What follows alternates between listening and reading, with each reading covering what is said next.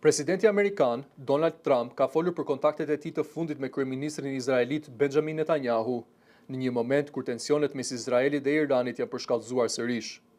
Duke ju përgjigjur pyetjeve të medjave, Trump tha se raketat drejt Iranit ishin tashmë të lëshuara kur ai zhvilloi bisedën me Netanyahun, duke nënvizuar se situata kishte kaluar tashmë në fazë ekzekutimi ushtarak. Ai shtoi se, sipas tij, kur i jep udhëzime Netanyahut, ato zakonisht zbatohen, duke lënë të kuptohet për një koordinim të ngushtë mes dy liderëve në çështjet e sigurisë në lindjen e mesme. Në të njëjtën kohë, Trump mohoi se kryeministri izraelit kishte vepruar kundër dëshirave të tij, duke theksuar se nuk bëhej fjalë për një sfidim të drejtpërdrejtë të Washingtonit. Ai gjithashtu deklaroi se i kishte kërkuar palëve të përdorin arsyeën e shëndosh, duke përmendur se SBA po punon për një marrëveshje të rëndësishme që mund të ndikojë në uljen e tensioneve në rajon.